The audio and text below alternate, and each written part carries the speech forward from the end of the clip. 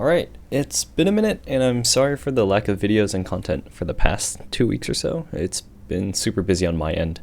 But I am happy to talk about a new switch that came in a while ago, the SP Star Yanyu. These are a super cute linear switch that has a polycarbonate top and bottom housing, a POM stem, a dual 48-gram spring, and is unlubed from the factory.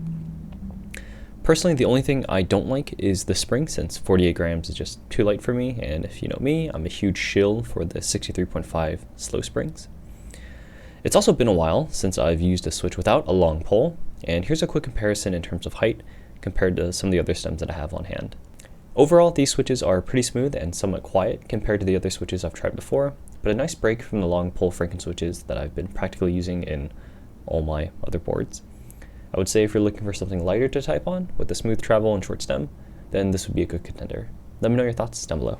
Thanks, have a good one.